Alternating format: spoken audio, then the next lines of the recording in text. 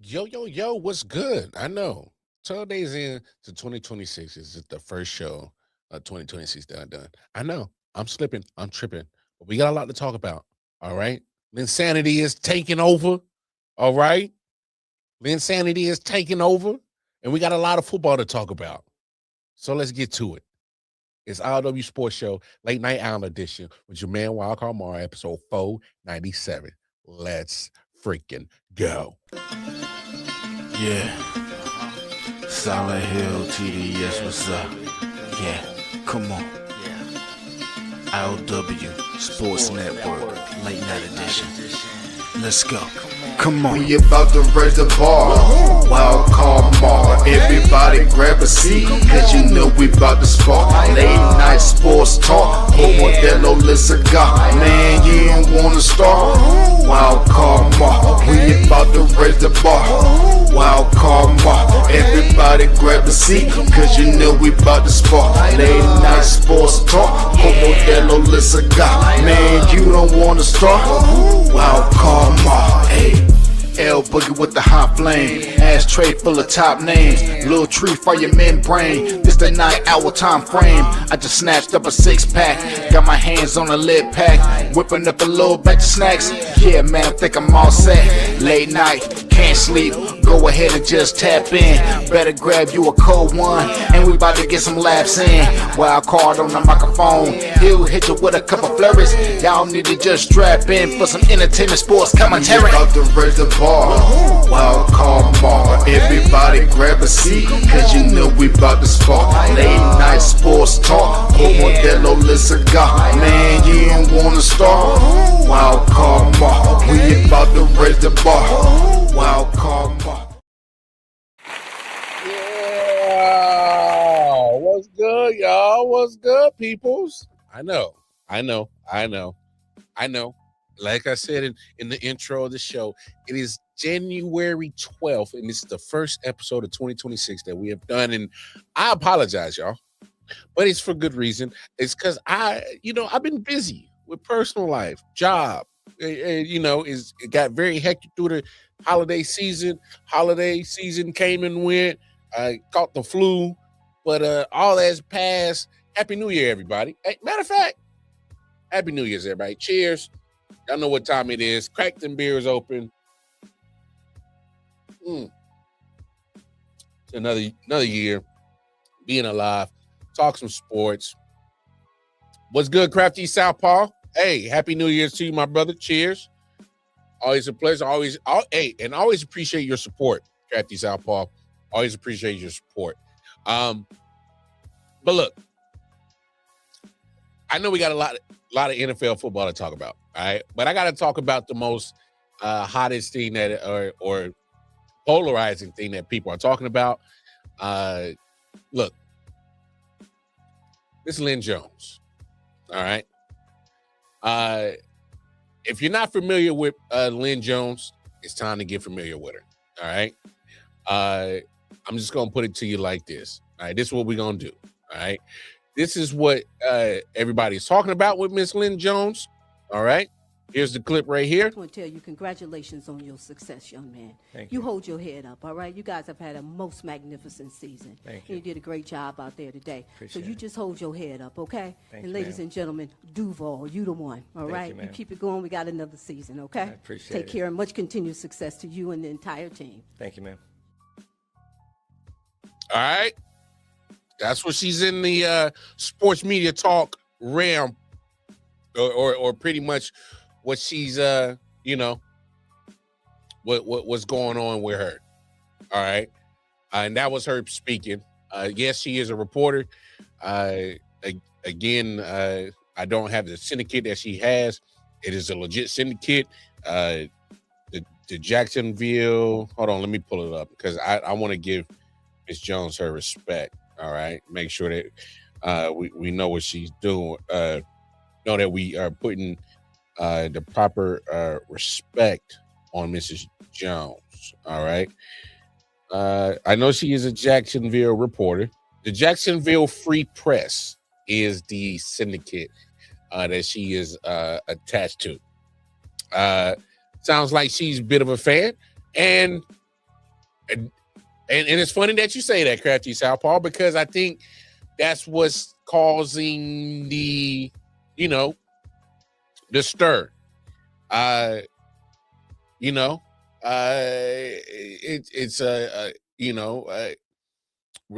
People want reporters to report. All right. At least that's the sentiment that I'm getting. I had no issue with it. Pat McAfee, I saw what he had to say. Saw what Dan Patrick had to say. Saw what other journalists and other people had to say. My man Down Sports. Shout out Man Down Sports. Make sure y'all go over there, tap in with Man Down Sports, like, share, subscribe to their content, man. They be on it, man. They be having the dope content blazing. But my thing is with the Lynn Jones situation is that, all right, I'm just gonna call it what it is. All right. In that situation, I saw a black woman. She probably noticed something, and I saw her response on the show today. I just saw a black woman that was generally being positive in a moment that she saw somebody down. Obviously, Liam Cohen, the head coach of the Jaguars, just lost a playoff game. It's his rookie season. He did a fantastic turnaround, taking a 4-13 Jacksonville Jaguars team to then this year being 13-4, winning the division and hosting a playoff game. Now, I bring up Miss Jones's where she works at, the Jacksonville Free Press. She's been writing in Jacksonville for a long time. All right. That is a godly woman. So my main point of what I heard was just literally just a black woman who's a godly woman. All right. Just in a moment of humanity, just giving some positive words. And I think at most 20 to 27 seconds is what she used up. All right. And I get it. People want to, at the presser, you're supposed to be a reporter, supposed to do your job, this and that. You don't think she knows that? My main thing is that at one point, whatever your job, whatever your occupation is, I think there are always moments at any occupation that is, you're going to run into a situation where, do I stick to my job or do I be a human being? For example, I have a culinary background, all right? And there was a time when I was a sous chef down in Charlotte, North Carolina, working at a restaurant. And if I just stuck to just cooking, I felt like I didn't complete my job. And what I mean by that is that if I needed to help run food, I would go run food. If I needed, they needed help clearing tables, and if I had time, I would go help clear tables. The point is that I felt like I was meant to be more than just a chef or a cook. As in, there were times where I would interact with customers, and there were times where a server would come back and be like, hey, just to let you know, the fact that you went out there, talked to those people at the table, let them know what was going on, and just being a communicative human being, talking to them politely, that helped my tip out, and they also wrote a note and say, hey, man, great experience. So imagine if I didn't take that moment out of just, being more than just a cook, a chef. She was being more than just a reporter in that moment. She noticed that Liam Cohen was emotionally distraught, down in the dumps, tore up, that they just lost, and all the great things that this team has done, and they were so close to advancing. And instead of her just doing her job and going through the same motions, she felt her sense and compelled to say that. And what's the problem? That's my biggest question, is why is this such a problem? Why is this bothering people so bad that she did that? Had a moment of humanity, a moment of positivity. Why is that such a problem? Are we that conditioned as human beings nowadays that we are just so just exposed to so much negativity, so much hate, so much vitriol, so much depression, so much negativity shit that we are just oh my God, positive moment. Better. She's the devil. Like, are we that conditioned? Are we that far away from humanity? Huh? I mean, look, and I get it.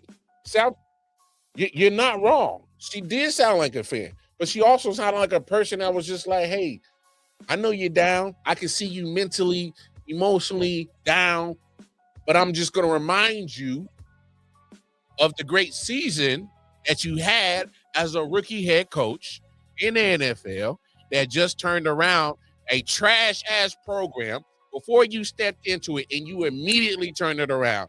I just want to remind you of that. Because that's all she did, was tell a man that was down in the dumps, distraught, hurt. Right? Hurt. All right, make sure my man was hurt. All she did was just say, hey, just to give you a quick refresher, all the great things that you did this year, my man, is to keep your head up. Because look what you've done. What's wrong with that? There's been people that has done that over numerous times, regardless of what their occupation is, and like I don't know. I'm just kind of just like irritated with the fact that people gotta, defend themselves for being positive. This is crazy. This is crazy. This is nearly Lynn-Sanity all over again because the woman took a moment to be a human being. We are that far away from being nice to each other, decent to each other, that we can't even, that even a positive moment is causing this much ruckus. This is crazy to me. And look, I get it. I'm a sports, it's supposed to be about sports. But I think it also needs to go on and to speak to the other situations of how media interacts with that sports world. Like, what are the rules? Obviously, I'm not a journalist. I ain't gonna pretend to be. I podcast, I content create, I got a regular 9 to 5. I'm a dad. I'm a husband. I am the furthest thing from the journalist. I will never pretend to be. I don't care to be. All right? Because I don't know. I don't want to be. I'm like who I am, and I don't like restraints on how and what I'm trying to say. I have no narrative. I have no objectives. I have opinions. And my opinions are based on what I see and what is in relation to what the topic or whatever it is we need to talk about. That's it. All right. I'm opinionated. I'm an opinion giver. All right. And I'm willing to always have an open dialogue as long as we keep it respectful. That's what I do. For you journalists that went to journalism school, bravo to you. Respect to y'all. All right. What's good, Lacoste Sauce? Hey, always a Chiefs fan, even though, won a good season, but it's all right. But my main point is what? We're that far gone? We're that far gone that we can't even just have a quick human moment. I'm trying to tell everybody has had a human moment pop up at their occupation, no matter what. Where there was a moment where, hey, normally I wouldn't do this, but the good human in me, this is just a moment. We just gonna find a solution and then keep it put. Find a solution, keep it pushing. Find a solution, keep it pushing. That's it. She didn't take up 10 minutes of nobody's time. 20 to 27 seconds is all she used. 20 to 27 seconds is that detriment to, oh my gosh, how dare you? But my thing, the hypocrisy is, and I gotta point it out, is the same people who are upset with this. Do we have a problem with this? This was Kevin Stefanski sometime this season, and I don't know the journalist name, so forgive me. But this is what he had to say. I just want to say this. I'm not going to be in Cincinnati, and I really hope this is not the last time we get to talk to you face to face. I think you've had to deal with things, especially this year, that were unfair, that you had to coach a team that was, especially on offense, that was inferior to the teams that you faced. So I don't expect you to answer that. I just want you to know that's how I feel. I respect that from you, as you know, and you guys know this game it is never going to be about one person, and that includes me. Okay. So where's the outrage in that? And not to assume, but I think it might be safe to assume that reporter might be a white Caucasian male. Is that fair to assume? All right. It just might be. But my point is why are we coming at Miss Lynn Jones? Not a peep in that Kevin Stefanski little situation. Shout out to Darren Smith, who brought that right back up to attention to make the bigger point. And I'm gonna be honest. And for those who not gonna like what I'm about to say, it is what it is. You're more than welcome to unsubscribe. You're more than welcome to flip the channel, get rid of me. I don't care. It is what it is. All right. At the end of the day, I created this platform for me to say whatever the hell I want to, how I say it. And here it is. All right. Fact of the matter is, we got a kind, respectful black woman, elderly black woman who took a moment out to be nice. And she's been doing this for how long? And I'll play her response here in just a second. But in this situation, we probably got a senior Caucasian male who's sounding very fanboyish. All right. With Kevin Stefanski, and not a peep has been said. I'm really starting to get to this point where it's like, come on, y'all. Even when it comes to the media, we're doing this. We already had the shut up and dribble, movement. Now we just got the shut up and report movement. Is that where we're at? Because this is what it's starting to feel like for people who are taking this quick 27 seconds and blowing it up to such a disgusting act, and her credentials to be pulled, and how dare she do that? Like, we're really getting to that point. We're really about to shut up and report Miss Lynn Jones because she took 20 to 27 seconds out to be a human being. This is crazy. This is asinine to me. It's silly. It's crazy. She was nothing but kind and respectful. You absolutely right. She didn't say nothing bad or mean. But we got a guy here that's literally so pro Kevin Stefanski and fanboy. Now the people said about what he said. If we're calling what Lynn Jones was unprofessional, what that man just did, what he just said was far beyond unprofessional in the terms of you journalists' little code of ethics. As if y'all got some damn unwritten rule books like y'all the damn Major League Baseball.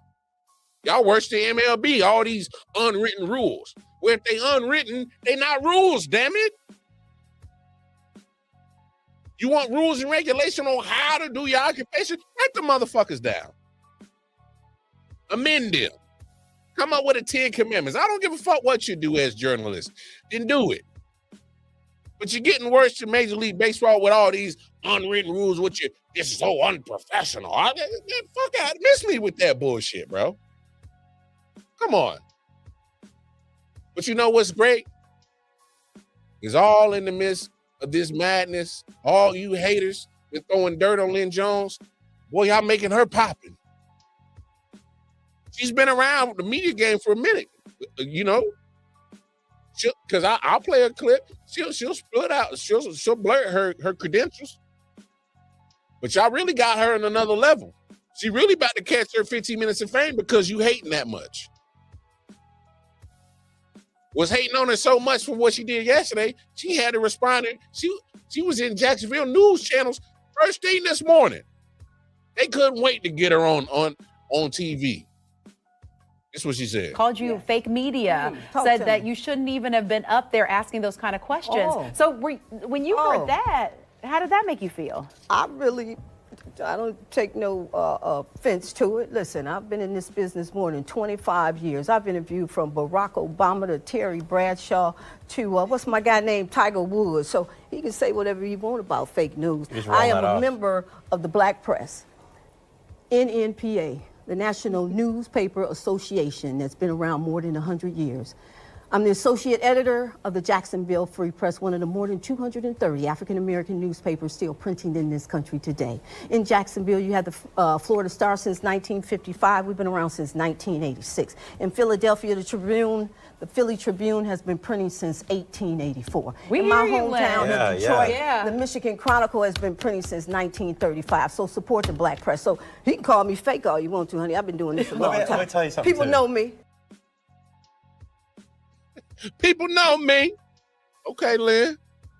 Talk your shit, baby. Talk your shit. I love it. That's the greatest response you ever could have done. And she's better than me. Because I would have used some very colorful language. You know. Probably talked about it in mom. I'm kidding y'all. Nah, but for real, I probably would have talked about it in mom. I would have went in. So, Lynn Jones, shout out to you. Mm-hmm. You the real MVP? Yeah. Because you handled that like a pro. You had a moment that I thought it came over you and you felt like you needed to do it. And y'all heard what she said. Over 25 years of being a journalist, y'all don't think she knows about these quote unquote unwritten rules? She said bump that. But it exposes how we are just conditioned as a society that anything positive, let's poo-poo on it. Let's find a way to twist it and make it something negative. Let's do something to try to downgrade it, degrade it. So, I mean, come on. Let's call a spade a spade. All right? It's pretty whack. I mean, it is what it is. Josh Allen is your daddy? No. Josh Allen ain't as handsome as me, so he can't be my daddy. So, Mark 17:56. Miss me with that bullshit. Motherfucker. Anyway, let's keep this show flowing. All right, keep it moving. But again, shout out to Miss Lynn Jones, man. You the MVP. Hey, a lot of great football this weekend. All right, a lot of great football. What's good, Bobby? My brother Bobby G. That's my podcast brother, partner in crime. Y'all make sure y'all tap in with him, Big Mike. Game Time 216. All right. They be doing their things. All right. What days is it? Is it Tuesday and Wednesday? 2:16 Eastern. So forgive me, my partner. I know he got that. All Cleveland sports, him and Big Mike be covering it. Also Thursdays, Fridays, me and the Brody got the Audible podcast on Thursdays and Fridays. So y'all tap in with bro. But look, man, why don't we start right here? Let's start with tonight's game, Texans and Steelers. And it kind of went exactly how I expected it to go. Boot to asses. Boot to asses. Send Aaron Rodgers out on a bad note. That's what I expected. And that's what we got. That's exactly what the hell we got. And I'm just going to say this right here. All right. Let me start with the Texans. All right. We'll get to the Steelers in just a second. With the Texans, they might get to the Super Bowl, and here's why. It's because defense still wins championships, baby. You don't believe me? Look what just happened tonight. Look what just happened tonight with the Texans. They got 30 points with the offense that was led by their quarterback. It was kind of shaky. CJ Stroud had an up and down game. He made a couple of throws that I thought were immaculate. Let's be honest, Christian Kirk had a hell of a game. Good thing Christian Kirk was there. All right. And for multiple reasons. Reason number one is the health of Nico Collins. What's going on with his health? All right. Mondays and Wednesdays, y'all. Game time 216 at 2:16 p.m. Eastern Standard Time with my man Bobby G and Big Mike. There it is. All right. Got the days right. There we go. But Christian Kirk came up huge, obviously, with the injury to Nico Collins. So he did his thing right there. But, hey, he showed that he's still a valuable receiver. All right? Christian Kirk did his thing tonight. Absolutely did his thing. Matter of fact, had majority of the targets, obviously, with Nico going down. And he had majority of the production. He had 144 of the team's 250 passing yards or receiving yards, I should say. The run game, I will give the Texans their props on this. They got the run game established. Woody Marks had a great game. Touchdown, 19 carries, 112 yards, 5.9, let's call it 6 yards per carry. Absolutely immaculate. All right? That's what you like to see. All right? Nick Chubb, 4.8 yards per carry. Let's call it 5. 10 carries, 48 yards. All right? Run game was damn good tonight for the Texans. All right? But I just got to be honest. Shout out to my man, Chris Style.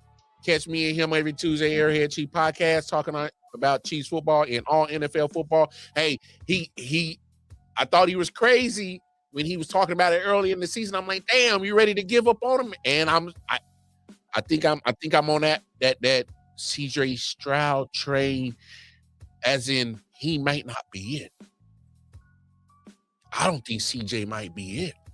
I think CJ Stroud might fall into that another gap of another pool of Ohio State quarterbacks that just didn't make it in the NFL. And there's been a lot of them. See, when it comes to Ohio State, we ain't worried about them making wide receivers. They growing on trees in Columbus. You get your wide receiver any year, any draft, if they got that OSU. All right? You good. All right? You draft you an Ohio State wide receiver, especially nowadays, you good. You might got you a dog. All right? I'm not worried about that when it comes to Ohio State. What I am worried about is the continued things that happens to fall under playing quarterback there. And I think it's almost the same thing with Alabama. And I've had this theory for a long time now, that Alabama and Ohio State quarterbacks struggle is because they are surrounded by all Americans for 2, 3, lucky 4 years their whole time at Alabama or Ohio State. And since they're surrounded by all Americans, a lot of things seem simple to them, and it looks easy because you're surrounded by all Americans. And then all of a sudden, because you're throwing a big yardage and throwing all these touchdowns to all these all Americans, and you're protected up front by all Americans, and you barely get sacked, and everything looks so great. Stats wise, it looks great. It looks good on film because you're protected great, and you're throwing it to Jeremiah Smith, or you're throwing to Jackson Smith and Jigba, or you're throwing to David Boston. Y'all ready for that? Y'all ready for the old school Ohio State? Joey Galloway. Terry Glenn. You know what I'm saying? I could go back on Ohio State wide receivers. All right? So when you throw into those cats and you protect it up front, it looks flush. But then when you get into the NFL, not all your people protecting you are going to be all pro. Not everybody you throwing the football to is going to be all pro. And so there's going to be an adjustment period for these Ohio State and Alabama quarterbacks, because you go to the pros and not everybody's all American, all pro. You're going to deal with some walk-ons, quote unquote, undrafted guys. You're going to deal with some, guys that weren't all American for all 4 years of college ball, And so when you deal with that, then you really got to play football, because now I get to really see what you about, because not everything's so plush, not everything's so cushioned for you. You're not protected by 5 all-pros. You're not throwing to an all-pro tight end and 3 all-pro receivers. You don't have an all-pro running back. What can you really do when everything ain't gravy around you and you got to face some adversity? All right. So that's why I think Ohio State quarterbacks struggle in the NFL, along with Alabama quarterbacks. You don't believe me?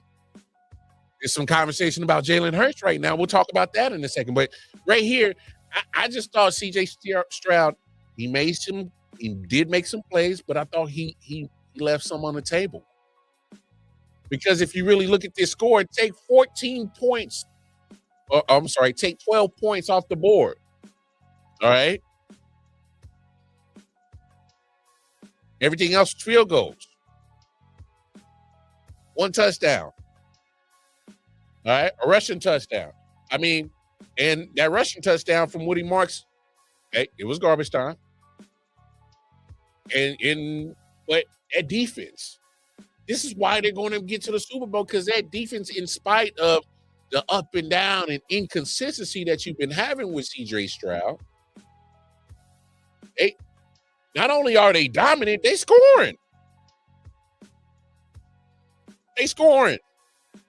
They are beating your quarterback into oblivion, knocking the shit out of your wide receivers, punching the hell out of your running back. He ain't getting no rushing yardage. And not only are we going to absolutely beat you up, we're also going to score. You can't do that. What are you going to do with that? How can you stop a team that defense is literally doing everything, dominating, obliterating, and scoring? You're doing it all.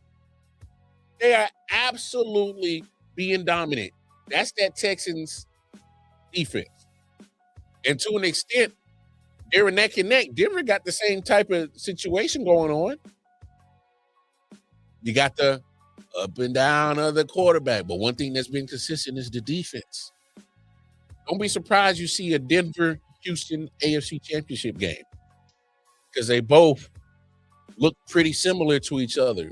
Where, hell, I don't know what I'm going to get from my quarterback this game. I might get the best Bo Nix. I might get the best CJ Stroud, or I'm going to get inconsistent Bo Nix or inconsistent CJ Stroud. Regardless, the consistent is my defense. Don't be surprised if they end up in the AFC Championship game. That's what you got tonight when you saw the Texans. That's been them all season. Literally, that's been them all season.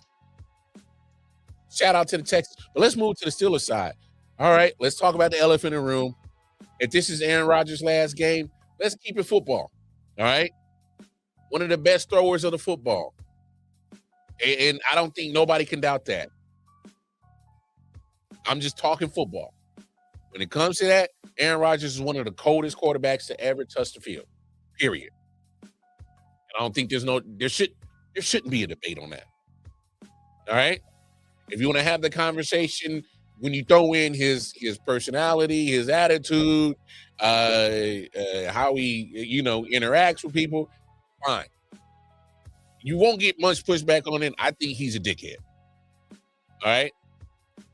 He has a real he oozes D-head energy, right? I'm an energy type of person, and I can feel, when somebody's being negative, positive, kind of, imbalanced, I'm an energy type of person. And when I hear him talk and just the way he talks and the things that he says, I get dickhead, straight D-head vibes from him, energy from him. So I won't debate none of that. But if we're talking purely football, if we're talking just football, Aaron Rodgers should be no debate as one of the greatest pure quarterbacks to ever touch the NFL field. I would never go against that. And especially in my lifetime that I've seen football, he's one of the coldest motherfuckers. All right?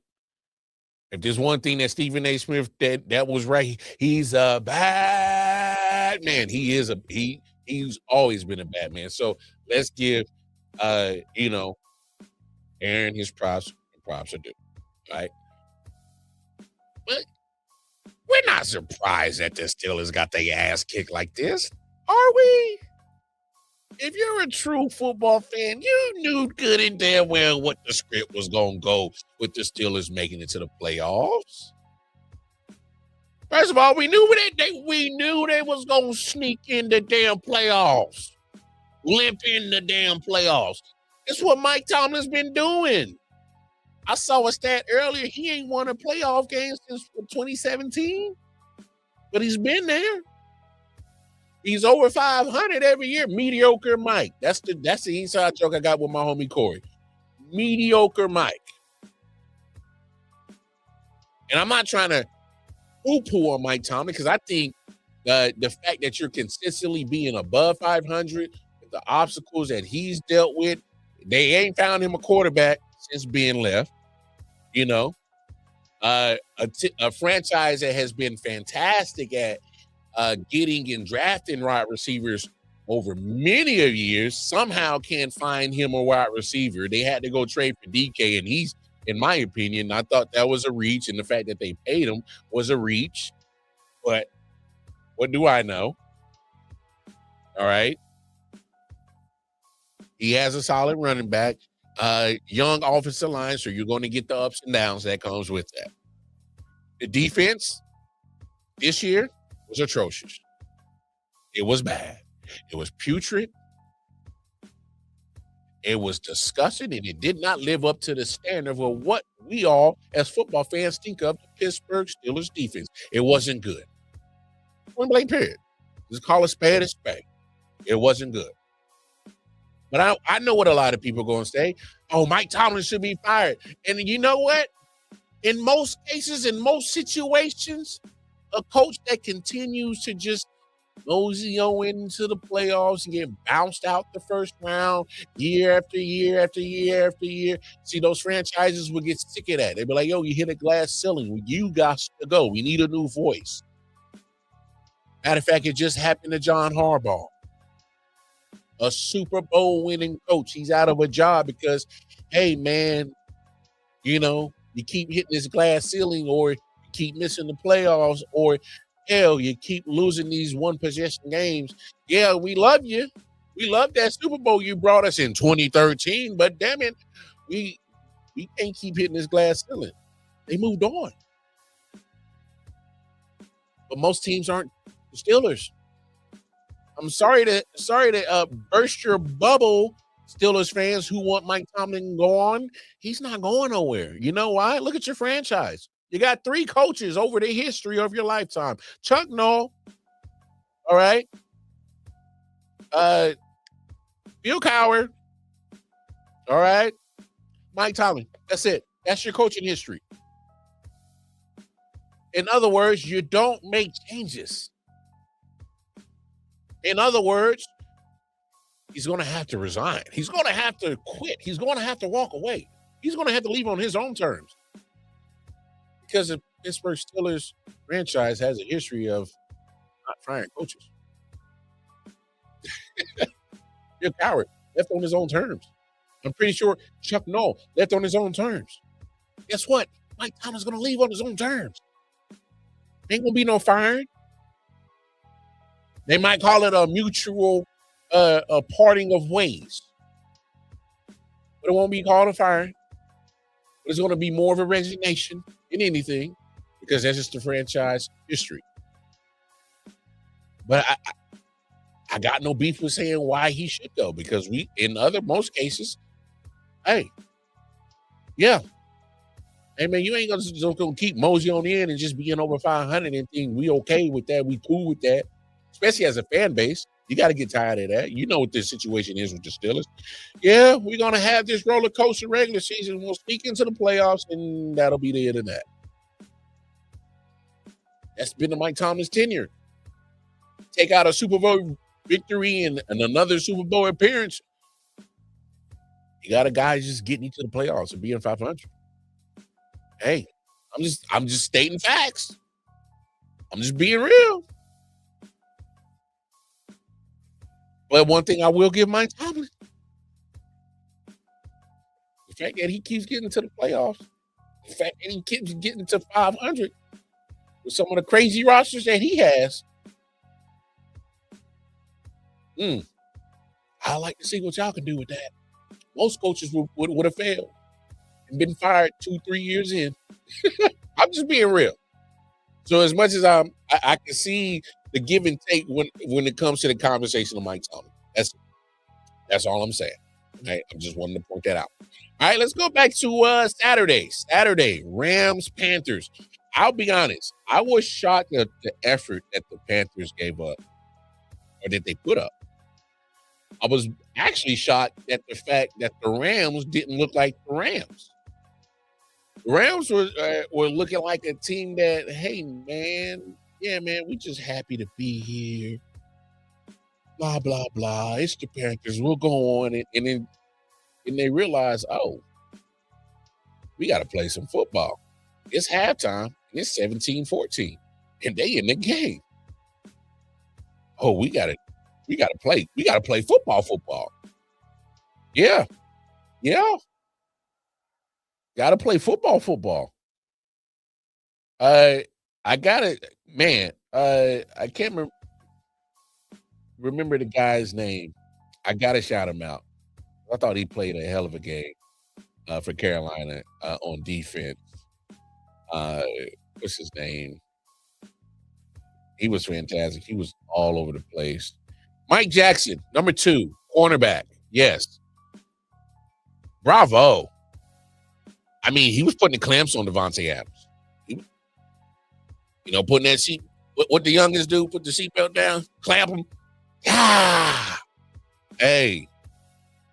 Mike Jackson was everywhere. Got the interception. Loved the effort. I know, I've been kind of up and down with Bryce Young, but he's kind of been up and down. He did throw an interception, did have the touchdown. He had the rush touchdown. And he did all he could.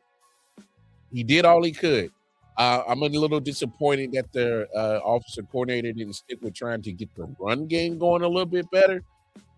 Rico Dotto has been a baller for you all season, and a nice change of pace. Chuba Hubbard, who actually got into the end zone twice. Jalen Coker had a monster game. He did his damn thing. Ted McMillan had a very solid game, very good game.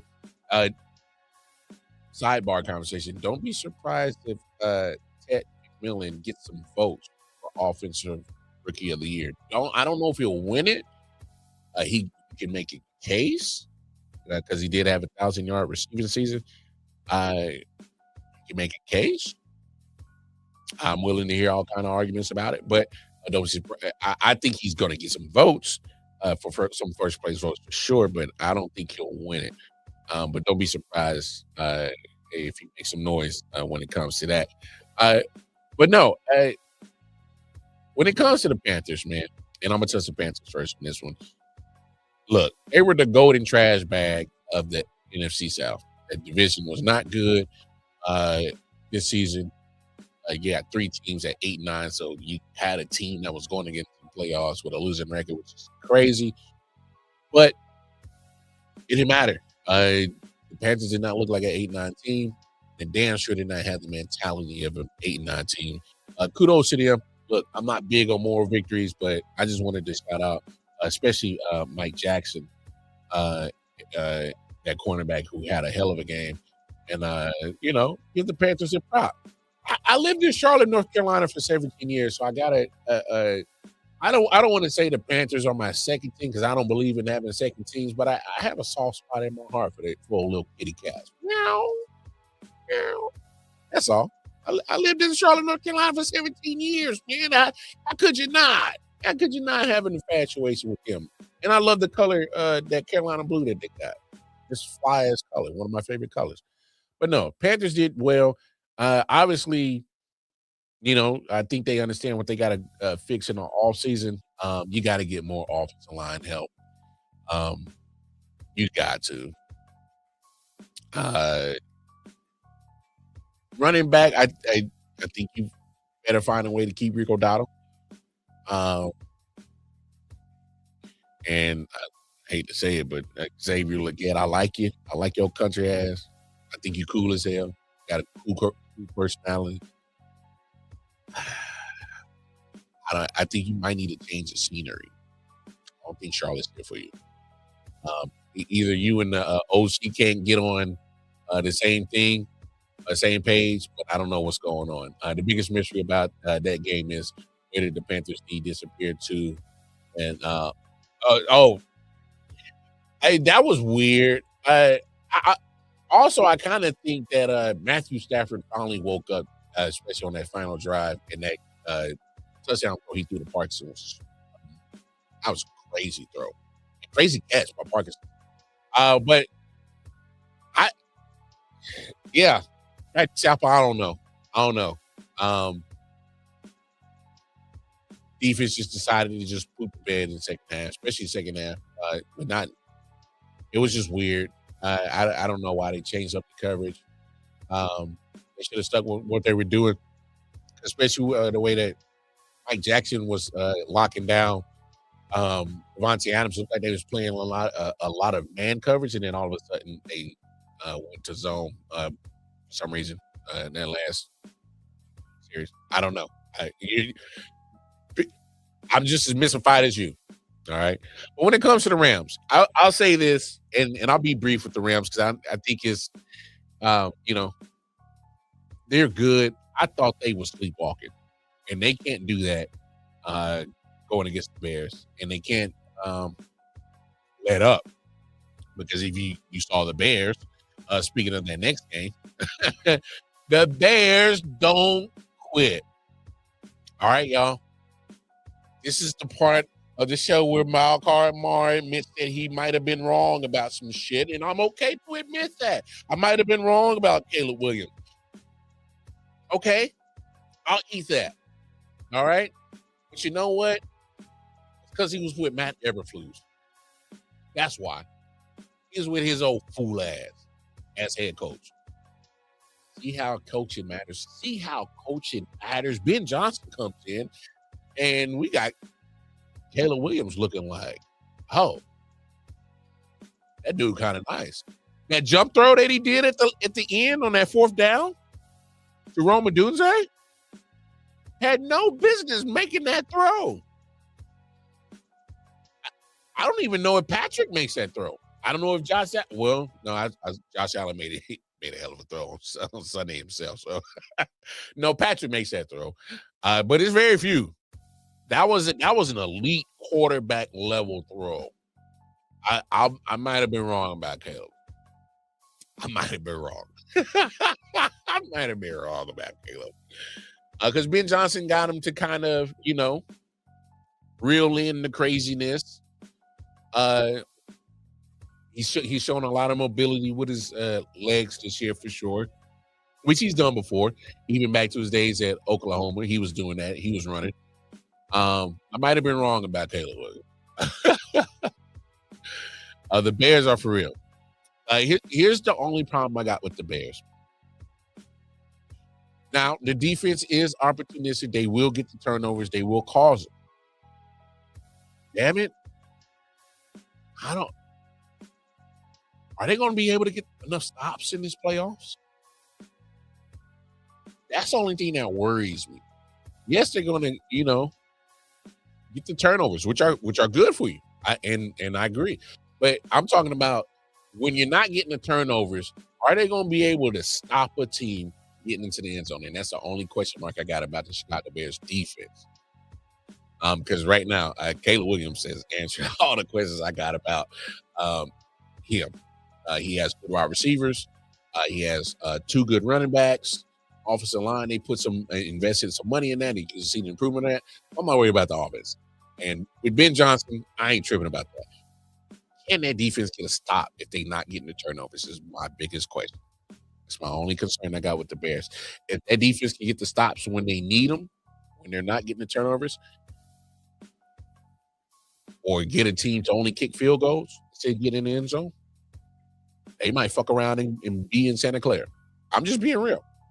Because if Caleb keeps playing in the way he is right now, my goodness.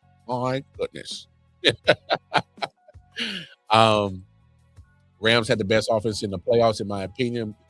But there are concerning issues with their D and special teams, which is crazy because their defense has actually been pretty good, solid over the year. And I don't know what happened in that game. That Carolina just was able to just move the ball. It was weird. Special teams, I can rock with you on that. They did have a couple of returns. Carolina did. They gave their offense good field position and made it easier for them. So, yeah, you should be concerned about that for sure. Bears D tends to come alive in second half. Yes, and I rock with you on that because they have. Even the game on Saturday with the Packers was a pretty much a tale of the Bears defense all season, where they gave up all those points in the first half, and I thought, Green Bay's about to run away with this game, and then second half they come out and they put the clamps down, and so I think that's exactly what happened in this game. Pretty much a telling of their whole season. Defense gives up the cheeks in the first half, and then they get stingy in the second half, and gives that offense a chance to get back in the game, catch their breaths, and then next here comes Caleb Williams and getting them, balling. Oh yeah, I'm with you. Amazing how Ben has turned around Caleb, because there was a point in time I'm like, man, he keeps sticking around Matt Eberflus, man. This man might be the B word. Buzz. Hey, good coaching matters. This is a true example of it. So shout out to Ben Johnson, Caleb Williams for doing what they're doing. When it comes to the Packers, Jordan Love. See, this was crazy to me. When Jordan Love had this type of game, you don't want to waste it. You don't want to waste it. How the hell? And I get it. I don't. It might be the Josh Jacobs injury, or he's not healthy, 100% healthy. I know he's, but still, man. Anytime your quarterback has 323 passing yards and 4 TDs, if you just look at the stat line, you're like, oh yeah, they won. And I'm just mystified that they weren't able to just win. But I'm not shocked that they didn't, because that defense just hasn't looked the same once the Michael Parsons injury happened. And I love Rashawn Gary. He's good. But what you saw yesterday has been the typical Packers defense for the last 2-3 years. Is you're going to be, up and down, up and down. There's going to be some moments that get pressure like crazy, get the sacks, get the turnovers, and there's moments where they can't stop a nosebleed. And when they made that trade to get Micah, and for those who've been watching football, his presence and what he brought to that team, they weren't just a regular defense. They were a damn good defense with Micah Parsons in that lineup. And I just think the moment he went down, that's kind of, for me, that's when their playoff hopes went down. They literally limped into the playoffs at 9-7-1. But here's the biggest question, and I saw today is Matt LaFleur, the coach. Shout out to my man T. Drummy, Tyler Drummond. Y'all seen him on now the last 2 years being the Packers correspondent when we do the previews to each regular season coming up. And me and him, John, had a quick chat yesterday. And as much as he's not a Matt LaFleur fan, he understands why they're going to keep him, and they're going to keep Matt LaFleur. And he broke it down to me like this. If you move off of Matt LaFleur, who's pretty much at this point that he's 7 years that he's been at Green Bay, he's been doing his own Mike Tomlin impersonation. He's definitely going to get you the wins in the regular season, get you above 500. He's going to get you to the playoffs. That's about it. He's been doing his own version of it. And when my man Tyler broke it down to me, it was like, if you move off of that, who are you going to get? Who are you going to get? What coach are you going to get that is going to take the level of success that Matt LaFleur has brought to Green Bay, and you need a coach that's going to exceed it. Because if you're just going to get a coach that's going to match his output, you should have just kept Matt. You need a coach that's going to go beyond a guy who's actually brought a good amount of success to Green Bay. Really look at what Matt LaFleur has really done there. He's been damn good. Only thing missing is the Super Bowl. Even just an appearance. That's the only thing missing. So, when my man Tyler broke it down to me, I'm like, man, that makes perfect sense. And I just think sometimes when it comes to these coaches, you know, in these franchises, are you willing to just make certain tweaks to get that coach already in the seat to the next level? Or are you just too impatient to understand, like, he ain't bringing it? I can understand 4 or 5 years and you ain't won nothing. Or nowadays, in this NFL, you're giving, 1 year, 2 years to turn it around. And if they don't even see you even having anything remotely that looks like you're pointing into the right direction, they slip. So that was just an interesting conversation that me and him had. But Packers, yeah. I didn't expect him to win, but I will give Jordan Love his props. See, that's the Jordan Love that you want right there. That one. Start building the rest of the team around him. Obviously, we see that y'all been drafting wide receivers, that. You brought Josh Jacobs in. Yeah. I love what what was his name? Tucker. His Tucker Kraft, what he was doing before he got hurt. Maybe you solidified a tight end room, but you don't have a lot missing from Green Bay. So just make certain little tweaks and this and that, add a little of this, take away a little of that, and I think you are still in good position. But things just didn't go well the moment that Mike Parsons got hurt. Just didn't. Let's get into Sunday's action, which was the great game. I'm going to start with the Sunday night game. I know I'm going out of order, but I don't care. It's my show. I do what the hell I want. Patriots. Drake May is going to have to, in order for him to get to Santa Clara, and I'm not saying he had a bad game, but there's going to be times where he's going to have to take a game over and throw it and get it done. Because I don't think a lot of people, as a team-wise, the running game got going. But Chargers are a solid defense, and I just kind of felt like Drake was,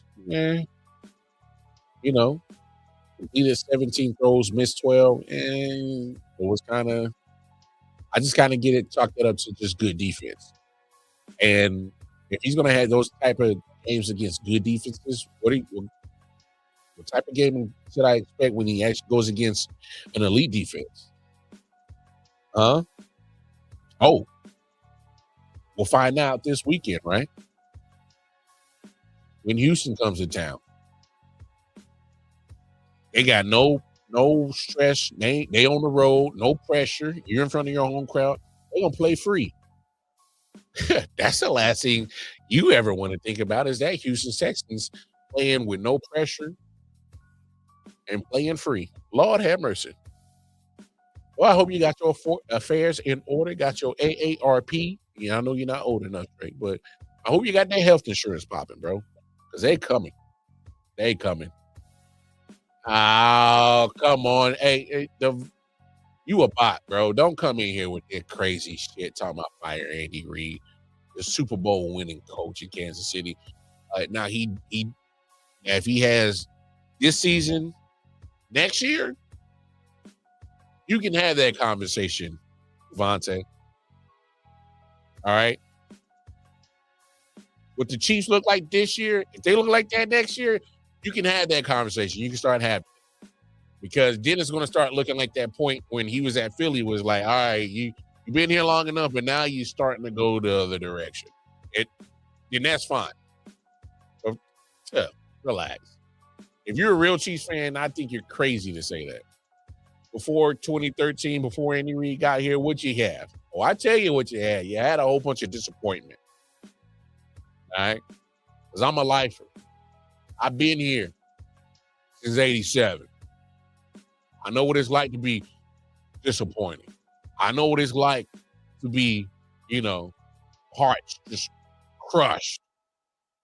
John Elway crushes your dreams. The Bills crush your dreams. All right? The Colts crush your dreams. Multiple dreams. I mean, we didn't have Lynn Elliott miss easy kicks.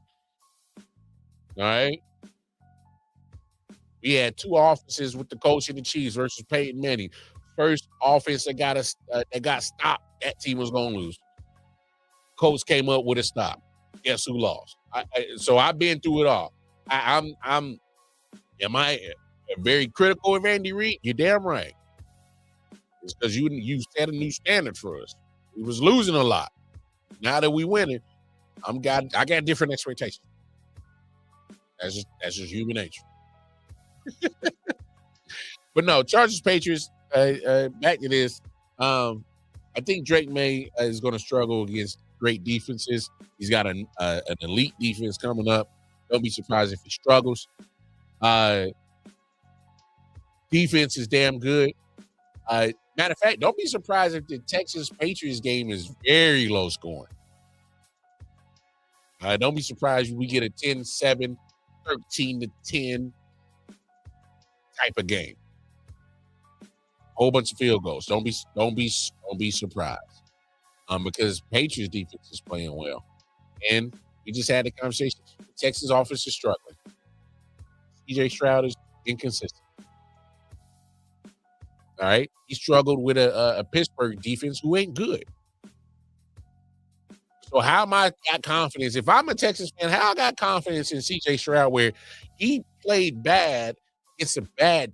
He didn't play great, but he damn sure wasn't abysmal. He was inconsistent.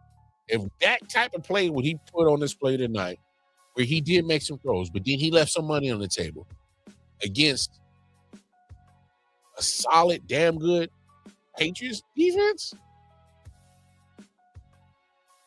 I would feel a little uneasy about that. I would feel a little bit uneasy about that. Patriots did their thing. Patriots did they thing so bad that they had me. I'm a Chiefs fan. They had me feeling bad for Justin Herbert. I can't stand the Chargers, can't stand the Broncos, I can't stand the Chargers, I can't stand the Broncos, and I hate the Raiders. But I had sympathy for your man Justin Herbert yesterday. Yeah, Bucky Barnes. I call him Bucky Barnes, inside joke on the Audible podcast. It's because he was so beat up on his left side that they had to go. I made the joke that they had to Bucky Barnes him and go get the whole vibranium left arm. He turned his ass to the winter shoulder. So, but when it comes to these Chargers, I will give them this. They fought like hell. The defense was solid, and Justin Herbert played his ass off. But here's all those injuries to that offensive line comes back up and creeps and bites the Chargers in the ass because he had no time at all. And even in the time when he did have time, his receivers weren't getting open. I mean, I'm literally downstairs. My wife is like, "Why are you so?" I'm like, "Because I'm just a football fan." I'm like, "Yo, somebody get open. Somebody help Justin out. Gotta get open." I thought his wide receivers failed him last night. I don't think they did a great job of separating and getting themselves open in the times that he did have time to throw. But yeah, that was tough. I just got to say this because I got to have this conversation. When did we get to this point where I get analytics as a part of damn near every sport? But Jim Harbaugh killed me with that decision to go for it on fourth down. 5 minutes, 16 seconds in the first quarter, 4-0 to 0. I get the, yeah, man, I'm the road team. Let's play to win.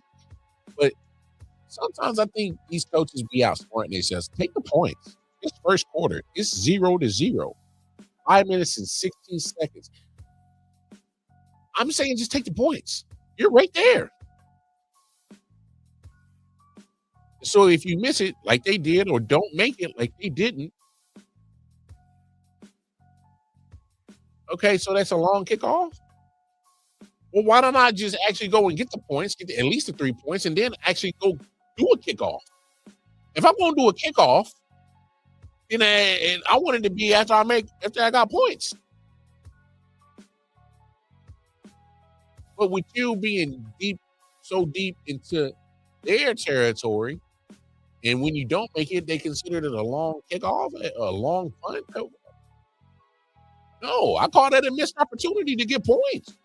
The objective of any football game is to make sure when the clock's hit 0-0-0-0 that you have more points on the board than your opponent. Now I get it. This game didn't come down to 3 points. All right? But my main point is there are times where I think these coaches outsmart themselves and you get the points. That's all I'm saying. Get the points. Because what if this was literally a one possession game, and that field goal that you missed out on could have made a difference? That's all I'm saying. For it to be so early in the game, first quarter, 5 minutes, 16 seconds, and you're going for it on fourth, deep into their territory, take the points. I just think so. That's just me. Hey, what do I know?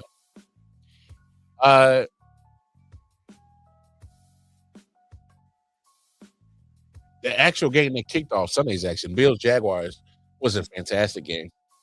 Absolutely fantastic game. Jaguars did their thing. Defense was physical. They were beating the dog piss out of Josh Allen. I swear they were determined to try to 187 Josh on that field because they were hitting him left and right. And they brought it. This is another part of the show where Wildcard Martin might admit that you're wrong. Hey, man, look. I thought Jacksonville was a fluke. All right? I thought Jacksonville was a fluke. Trevor Lawrence managed to, curtail the amount of turnovers this year.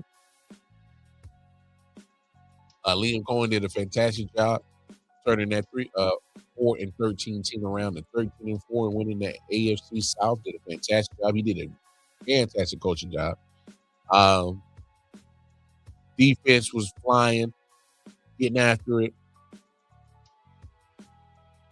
And I'm gonna be honest, y'all. Jaguars should have won this game, but you know why they did? Because sometimes you got a Trevor Lawrence, and the opposing team just has a Josh Allen. Point blank, period. Look, this was literally the Josh Allen get on my back show. All right? Point blank, period. Call a spade a spade. All right? The fact of the matter is, excuse me, y'all. Fact of the matter is that Josh Allen, in my opinion, has been put into superhero moments so often with the Bills. They just throw weight on his shoulder, say, hey, you're Josh Allen. You get us out of this trouble. And he's done it. And this year, I felt, even last year, to a certain degree, that James Cook is the engine that gets that offense going. And Bills fan, Bills Mafia, you're more than welcome to come in here and correct me if I'm wrong, but I watch a lot of football, not just the Chiefs. when James Cook is really going, got that running game going, that offense flows so much better. And it damn near comes impossible to defend when James Cook is going. And then everything else flows. Just my opinion. And I'm not trying to take away from the greatness of Josh Allen, because this game was a Josh Allen showcase. This was him saying, hey, man, get on my back.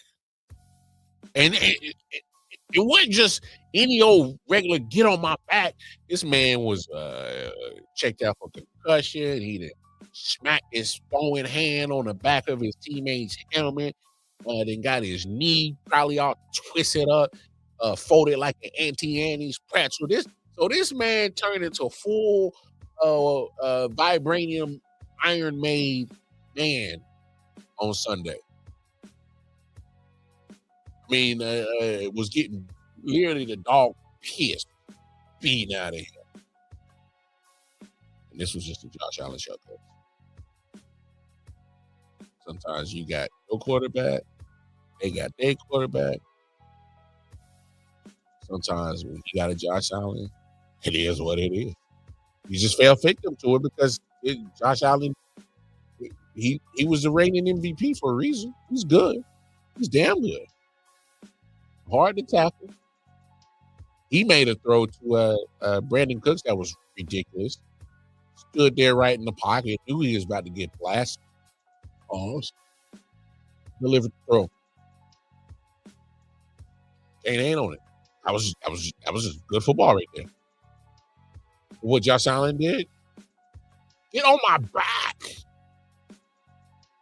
Running game. Struggling.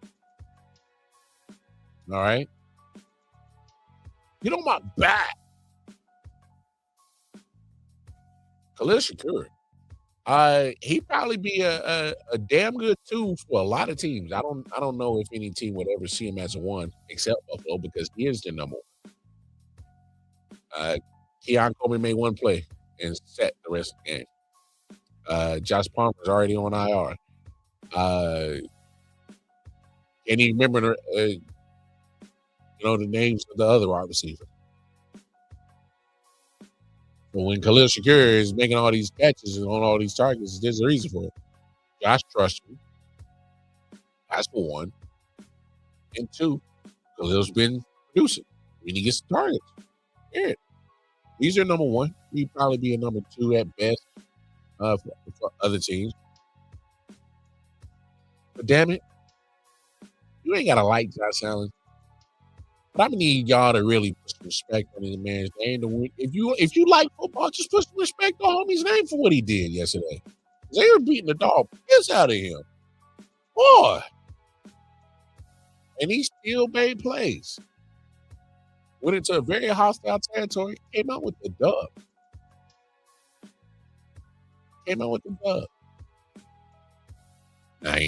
Now, Josh, as much as I just praise you, I got to keep it a buck with you, Josh Allen. No Lamar. No Burrow. No Patrick. I know that narrative's been said. I've said it on many platforms that he has to win it. He keep having performances like that. Oh, yeah. He'll be in Santa Clara. He performs like that in Santa Clara. Yeah, they'll be raising the trophy up. They got to get there. Oh, boy. What they got coming up next? It's going to be tough. That Denver defense ain't no punks. Kansas ain't gonna lay down for any of that. They don't lay down for nobody. They gonna be ready to knock your head off, push you to some turnovers. And let's be honest, y'all. When we see Josh Allen against elite defenses, it's been tough. It's been tough. Defenses that produce the pressure and get the sacks. It's been tough. It's been tough for Josh. He had his worst game against great defenses this year. Struggled against the Falcons, lost. Struggled against the Texans, lost. And those are the two games off the top of my head that they went against defenses or teams with competent defenses. Josh Allen just threw the cape on yesterday. Get on my back. I ain't mad at it. That was good football. And took a beating and kept on going. Hey, you got to respect that. I'm sorry. You call yourself a football fan, you got to respect that. That was some gangster shit, though. Shout out to Josh Allen. That was some gangster shit. And to finish up our NFL wildcard recap, the upset of the weekend. Oh, it's an upset. And here's why it's an upset. Not just because of seating-wise, obviously being 6-3. But the fact of the matter is when you look at the roster of San Francisco 49ers and all you see is IR. You see a whole bunch of motherfuckers. And you look at who that IR is by, it's some important names. A lot of them on defense. And so when you look at it, you're like, man, okay, Philly, I know y'all been struggling, and we'll get to that. This got to be the get-right game, right? You're going against the banged-up San Francisco team. It's got to be it. And so my main point is you look at San Francisco, who's been all kind of bubble gum, caulk, cement, Gorilla Glue, duct tape, Elmer's glue. I mean, literally anything and everything to try to hold that team together. Damn a next man up mantra. They lived it. It was literally next man up. Down goes somebody else. All right, next man up. That man get hurt. All right, next man up. I mean, especially on the defense, they had 4th, 5th, 6th, 8th, 9th string linebackers playing.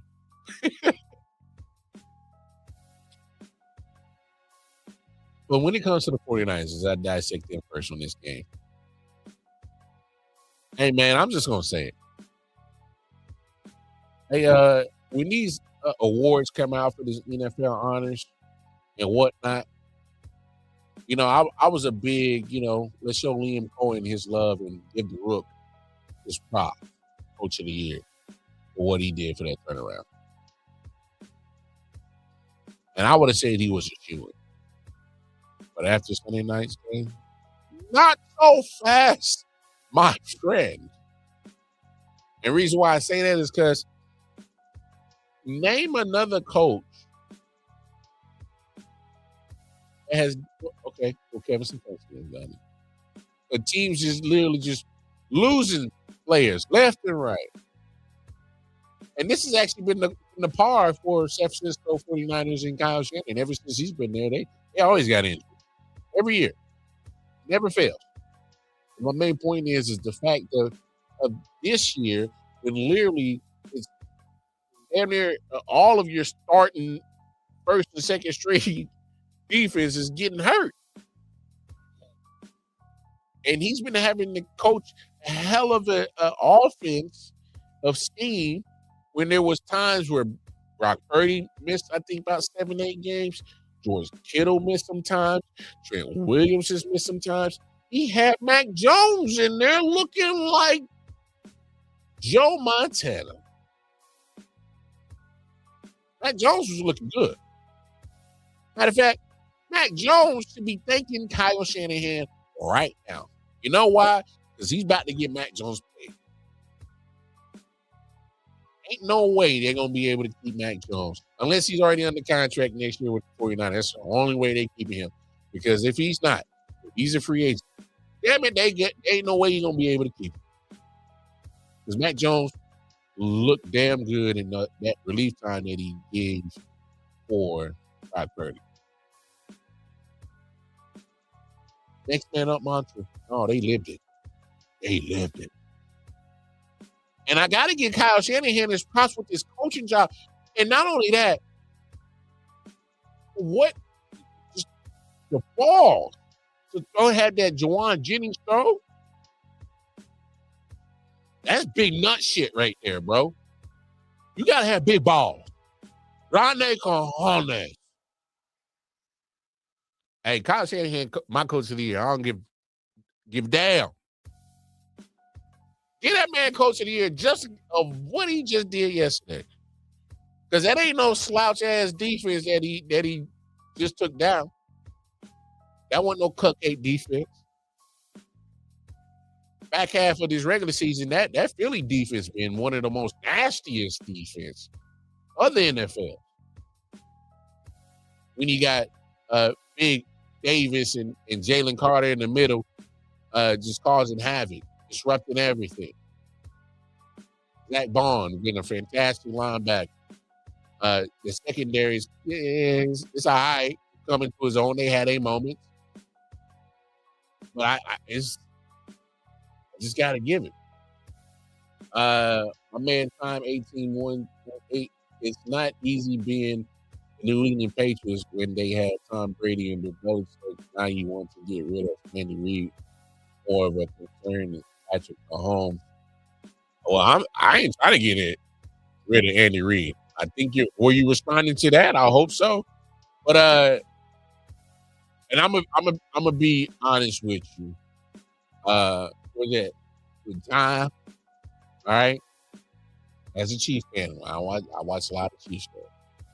All right.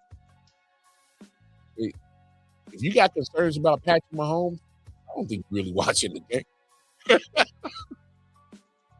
I don't think you're really watching the Chiefs game if you're saying the concern to be Patrick Mahomes. Because if you really was watching the Chiefs game, you was really watching the Chiefs game.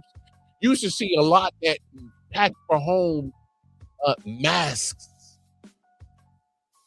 of what his greatness makes things look a little different than what they, should appear to be. Trust me, he covers a lot of deficiencies. That's what's wrong with that offense. Trust. I'm just letting you know. So, man, what's up? I'm good, man. Hope all is well. Happy New Year to you, man. Happy New Year to you. Well, we just got to give 49ers credit where credit was due. I didn't expect them to be in this position. A double-digit win season team. So, I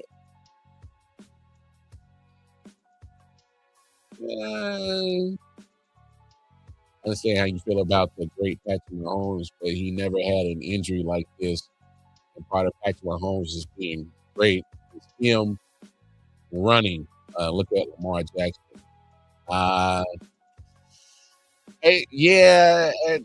Trust me. I get what you're saying. I'm gonna be honest. A lot of Patrick's runs that he does, it's just him just playing backyard football because none of his receivers are getting open. He better get out that pocket before he get hit. A lot of his running is off script. None of he doesn't do the read option. Well, they do versions of it, but it's not meant for him to hold the ball and actually go run for yardage. He's no Lamar Jackson. He don't have the speed like that. He don't have the mobility like that. Now he has sneaky mobility, yes, but that's more to escape sacks, more to break out of the pocket of containment when everything else is broken down, and just that's where he's playing backyard football. But trust me, having Patrick Mahomes as our leading rusher has never been beneficial, never. So I get what you're saying, but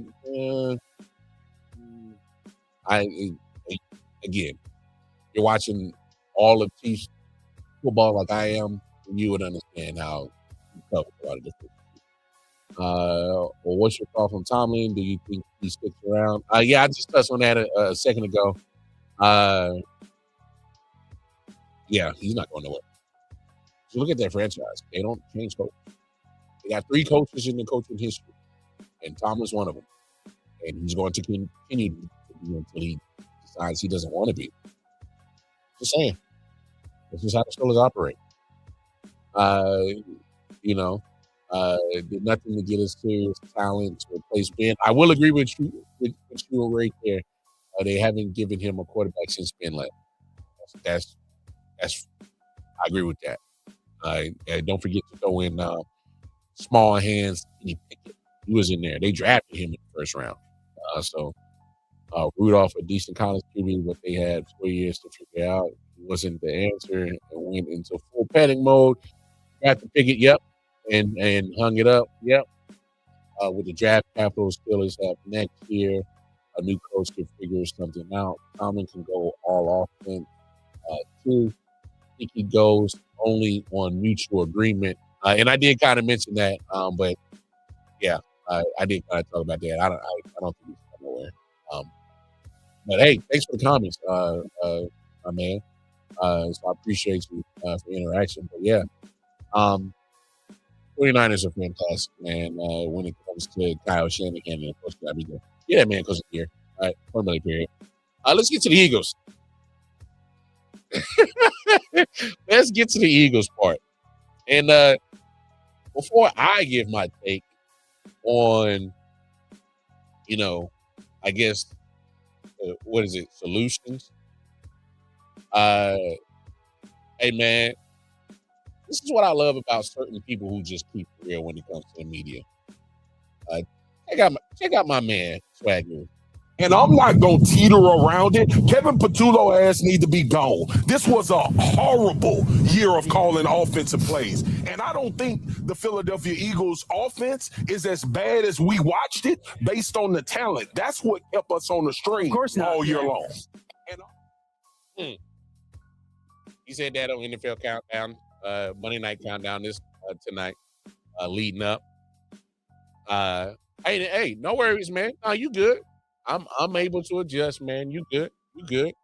Hey, we just having conversations. I love it. No worries, bro. You good. Swagoo was right. All right, Kevin Patula's ass needs to be gone. And I don't know how he isn't fired already. That's what I'm concerned about.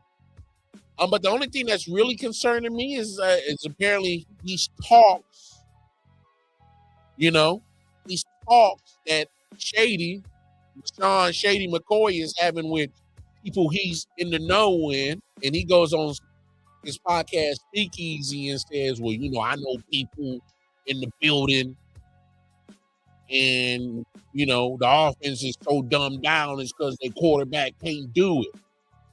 Now, I say that to say this. Remember that conversation we was having earlier about CJ Stroud and being Ohio State quarterbacks and how it's so plush around all pros, and then you get to the pros, you get to the NFL, and it looks a little different because you're not surrounded by all pros. Not everybody's a Pro Bowl wide receiver, running back, tight end, and Pro Bowlers all protect you up front.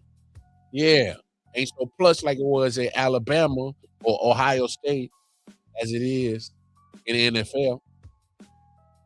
That's what Hey, there's an Alabama quarterback and Jalen Hurts in Philly. He got, NFL ain't so hot when, not all your offensive linemen are all pro. You got a couple of all pro receivers who somehow mysteriously couldn't catch a damn cold yesterday. Couldn't catch nothing. A.J. Brown, give me the ball. Okay, we give it to you. Hey, you can't be loud. And then when they give you what you asking for and you don't show up and you literally fumbled the bag. A.J. Brown can't do that. You can't be loud, boisterous, saying, give me the ball, and then you can't catch it. Can't do that. It's not a good look. Because now it looks like you're just going to be a disturbance and you're not going to produce. And they don't care how much money you make. You're going to make yourself a casualty to get moved. If that's what you really want, then it looks like they might oblige you. That's all I'm saying. But that final play, Just four go routes. That's it. That was some Madden playbook shit. 4 go routes. Just go. That's that's what it is. And look, if Shady McCoy's reports are correct that Jalen Hurts just can't do the complicated advanced stuff, then what are we doing? What are we doing? Look, I've been on Team Jalen Hurts since he came in the league. Because I think the guy's, cool, calm, collected individual. He doesn't get frazzled. But there was even the last throw. I'm like, what are you reading on this throw? You threw it in the triple coverage. Well, he threw it into double coverage, and the linebacker Kendricks was reading his eyes the whole way, and he became the third defender. Jalen Hurts' eyes literally led him straight to that pathway. All right. My point is that I don't know what he saw to make you make that throw with your season on the line.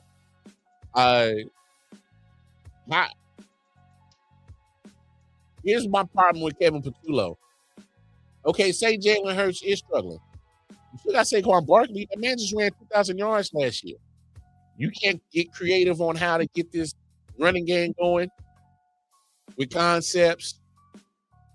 Hell, maybe even get under center or find a fullback or something. Try something to get the running game going because you saw how it was night and day. See, like last year, the 2,000 yards from Saquon Barkley covered up these same problems that they were having this year. So these problems were nothing new. The fact of the matter is that you don't have a 2,000-yard rusher this year. So everything looks under the microscope a little bit more. Eagles' offense is bad. It was putrid. It's been putrid. It's been duped. And it literally is really, really baffling me. So I'm just waiting for somebody to come out and tell the truth on why y'all was so damn bad the last couple of years. I'm curious. I want to be a fly on the wall, hear the conversations or something, so I can hear the truth and get the truth on. Is it because Jalen Hurts is struggling, can't do anything? Is it Kevin Patullo? What is it? What is it? I need somebody to share some light, tell the truth. I know we'll probably never get it until another 20, 25 years down the line when somebody has a tell-all memoir and tell the truth. Hopefully, Nick Sirianni ain't the guy that does it because I don't want nothing else from that guy. Is it me? But does Nick Sirianni have a punchable face? He has a very punchable face. See his face? I want to punch him. Straight in his. Right there on the fucking chin. Wow. He also brings out D-bag energy. I get D-bag energy from him. He's a total douche. I'm sorry. No, I'm not sorry. You're my podcast. I ain't apologize to that douche. You're a douche. D-bag is Nick Sirianni. How the hell he still got it? Well, had he not won that Super Bowl, I think he probably don't get it twisted. You saw what Philly did to Doug P. Right there. Yeah. They ain't gonna be worried about all that shit. The Eagles got some work to do. We got some work to do. We got a lot of expensive players with a lot of name that carries some weight. And you got to figure out what you're going to do with this roster. So offensively, I can continue to just have Saquon Barkley, Devontae Smith, A.J. Brown, and y'all can get a coherent offense. So, yeah, I got some fixes to do. Let's go for these comments real quick. Did you see the kid they interviewed the other day calling for a Patullo to flip burgers? Oh, that's crazy. Patrick Mahomes and Lamar Jackson, I know they like to run with the ball. At some point in that car, is it going to have to sit in that pocket to protect their career? I mean, if you really been looking at it, both Lamar and Patrick's been doing it, but Lamar over the last couple of years has really made it a actual, goal of his to stay in the pocket. He's been doing a lot of trying to throw first before he absolutely has to take off running. Now, old offensive coordinators are still going to put him in running situations with the read option because you want Jackson, so you should. But he's actually making a conscious effort to not stay in the pocket. So, obligation to be out the door. Yeah, I hear you. Oh, man. This guy, Frank, is all that work. Yeah, I don't even know what's happening. You can give him the Kaepernick treatment, multiple targets, that ice versus other field, easy read, decision making on the last game. The Super Bowl appearances were legit. And see, that's the thing with Jalen Hurts, because I think he does play well in big moments. That's why I was kind of shocked with his performance yesterday. He has shown that ability to play well in big time games. It matters. He plays well. The only problem is I think I have with Jalen Hurts is I might get a quarter of that, half of that. The only time I've seen him give me all 4 quarters of elite quarterbacking, surprisingly, have been against the Chiefs twice in the Super Bowl. Just my opinion. It's my opinion. Where I've seen a complete game. I've seen a complete game from him 2 times in the Super Bowl, both against the Chiefs, one in the loss and one in the win, and he played fantastic in both. So I don't know. I don't know. Look, if Shady McCoy's people that he's talking to is saying that, I can only take it for face value. Again, I'm not in there. I'm not in the know. I tell you this, and if you put Jalen Hurts on a top 32 list right now, of 32 starters in the NFL right now, is he top 10? No, in my opinion, which has kind of changed now because I do admire the winning aspect of him, but I actually do need to quarterback though.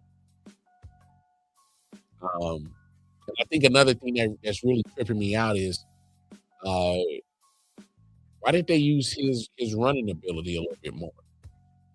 And that's the crazy thing. When we see elite, the best Jalen Hurts is when he's able to do both in that same game, where he's a threat running the ball. And you got defenses that want to, put the box. And now I got to account for his running ability along with Saquon's. And then, here's Devontae and A.J. Brown getting off. Here's Goddard going straight down the seam, making great plays. So the running ability has opened up the passing ability for Jalen Hurts. And so I just think there needs to be some give and take. You need to do a little bit of things that play into the strength of what Jalen Hurts does, which is also part of his mobility. That's one of those things that he does well. And in get offense going like that. But again, I don't know the truth. I don't think we'll ever get it for at least for another 10, 15, 20 years. So we'll see. I don't know. Because they are all cranking their homes a locker room together. Oh, you're talking about the Eagles. Okay. I'm glad you cleared that up because I was like, I ain't cranking nothing, bro. I said, I ain't cranking nothing, man.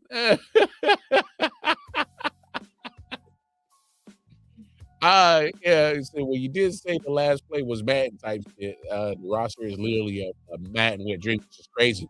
because that is a fantasy damn near offense. You got studs all over that offense. And that's great. That opinion is valid. You can't be disagreed upon. Completely with you on that being his 2 best games ever. Yeah, just saying. 3 balls and 2 strikes. Was he hurt and we didn't know? And see, that's what that's another thing. I don't think he was hurt. I think that's part of the Kevin Patullo part of this situation where it's like, hey man, you happen to be a good running quarterback. Let's try to get that into motion. But with Jalen Hurts, what kind of carries did he have? He had 5 carries for 14 yards. Yeah.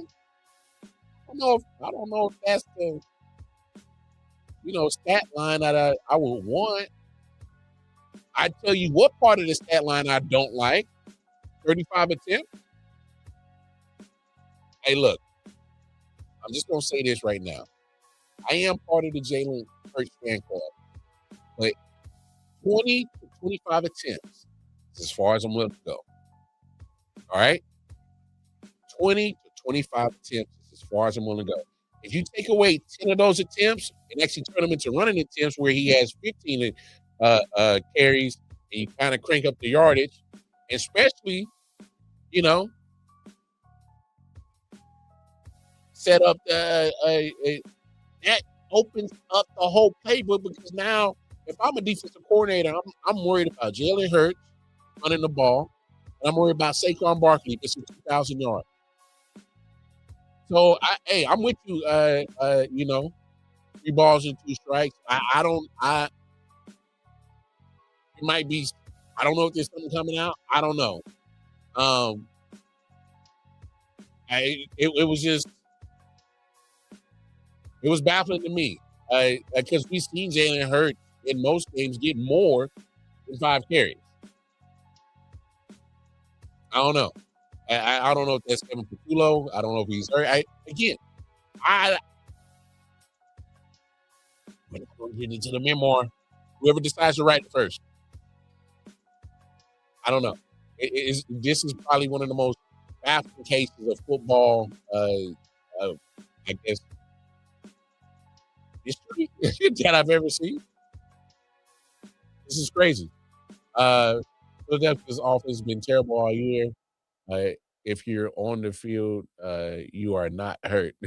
I hear you. And plus, at this time of the calendar season or NFL calendar season, January, if you're still playing as a team, you're not healthy. I mean, and here's my thing.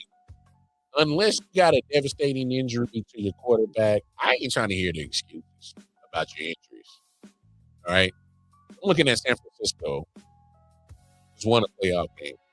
They already came in with probably one of the most injured teams, and they left with a W. All right? Still one of the most injured. All right? I get it. Injuries happen. It's football. It's a violent sport. But for me, I can only use an injury. Where I gotta, at some point we gotta reel it in and call it a spade and just say you just can play good football. That's all I'm saying. So I hear what you're saying, but you got all the time in the world fast. No reason to scramble. It's just making the wrong read. Play designs falling more often than not. Yeah, and that's part of the mixture. Again, like I said, that last play, all go route from all 4 receivers was crazy, and that was a bad read from Jalen to clearly throw it into double coverage. His eyes led him to be the first and then pass that. So it was a mixture of both. It was bad. Look at Josh Allen against the Jags, possible concussion, bum ankle hurt, and still went out and grabbed the game by the neck. No, he grabbed it by the fucking balls. He said, this is my shit. Hey, fellas, y'all know what I'm talking about. You know, sometimes when you just got to strut, you got your nuts, man. Hey, that was that was Josh Allen flexing. And he went out and took a hold of that game. And the crazy thing is, we've seen Jalen Hurts have great performances and great moments. I'm just baffled that the last 2 years have been very confusing, needless to say, on his performances. When you get the up and down, up and down. Obviously, this year with Kevin Patullo, the play calling wasn't great. It was pretty basic. All right, it was pretty basic. But the Eagles are gone. With that being said, there will be a new champion in the NFL. Who's going to be? Who's it going to be? It's going to be some great teams out there.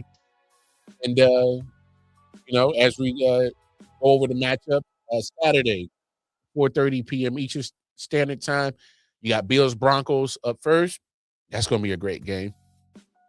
8 p.m. Eastern later on Saturday night, you got 49ers Seahawks. You got two divisional rivals. Love that matchup. Can't wait to see that. And then on Sunday, Texans Patriots, 3 p.m. Eastern Standard Time. And then Rams Bears, 6:30 p.m. Eastern Standard Time. So those are your divisional matchups. We'll probably go over those. See if the homie Randy joins me tomorrow. We'll kind of go over those and I'll give you a take on past weekend's action. But hey, I'll be honest, man. Out of the 6 games, 4 of them were absolutely fantastic. The Chargers game was kind of fell flat at a certain point in time once I noticed that Justin Herbert was going to be able to move down the ball or hit the end zone. And then, of course, tonight, BTA, Houston defense is the shit. They legit. They've been legit. They've been doing this all season. So if you've been watching Texas football, that's new to you. Yeah, I'll take 4 out of 6 games being fantastic. I'll take that anytime.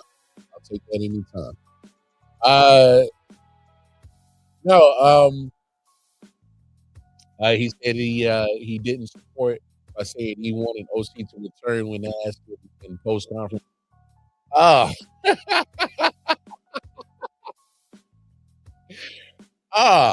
I mean, hey, Sirianni's paid. He's like, I ain't going nowhere. I don't. He ain't give a damn. Hey, but look, everybody in the chat, man, I appreciate y'all tapping in with me, having this conversation, joining me. I appreciate it. Again, it's the first show that I've done 2026. I am ashamed of that. I promise to do hard work and all that. So that's part of my New Year's. Okay, I don't do resolutions. I do goals. So part of my New Year's goal is to work on my consistency. Make sure that I get y'all the content. Obviously, football season is going to start winding down. So we're going to definitely crank it up heavy with some basketball talk here in a short weeks. I watch hockey. I know that. Don't get it twisted. There's some brothers that love some hockey. I'm one of them. All right? But hey, I appreciate all the people in the chat. I appreciate y'all. Do me a favor. Going over to the YouTube channel, if you're watching the video, hit that like button, hit that subscribe button, hit that bell notification, because you never know when I talk,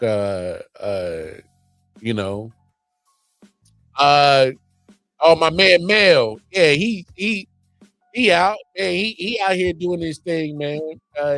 Yeah, he's Detroit Mel, he out doing his thing. Got a radio app that he's spearheading and trying to get all our content on there and get syndicated like that. and letting him rock his task on that the I.O.W side, and I'm doing the podcast side. So I also get the radio app to see it get up and popping, and then once I'm taking the podcast part to another level and bring it together and uplift I.O.W to a whole other level. So that's what we're trying to do. That's what we're trying to do. Trying to quit the baby and then bring it back to baby for a bigger baby. You feel me? So, but yeah, you're linking up for the rest of the playoffs. I'm glad you brought it up. That's why you need to hit that like button, that subscribe button, that bell notification, because you never know when I pop up content. Right? Might be a good chance, a good possibility might be. I might even live stream Saturday's action. I'm off on Saturday. So, hey, never know. Obviously, college football is coming to an end next week. The national championship game. We'll talk about that leading up to it. A lot to talk about in the sports world. All right. So that's why you got to hit the like, subscribe, tap in with the board. I appreciate y'all. Most importantly, man, I'm gonna get up out of here. All right, because it's been a great time. I gotta go. I gotta get up out of here. Right? I'm already 1 minutes over. I usually try to do an hour show, but hey, this was the first year, 2020, first show of 2026. We had to bring that heat. Regardless if my man Randy joins me tomorrow night, I will be here tomorrow night. We'll talk more sports, talk, whatever pops up, right? So, with all that being said, hey, man, you know where to find me. Go on over to my Twitter page, Facebook.com, right? If you want to find me personally, not check out the content in my back. I got good content besides I.O.W is my baby, but it is what it is. But, hey, I salute y'all. I appreciate y'all. Hey, man, and most important, take care of yourselves. Take care of each other. Hey, man, we need more kindness in this world. Holler at y'all tomorrow. Peace.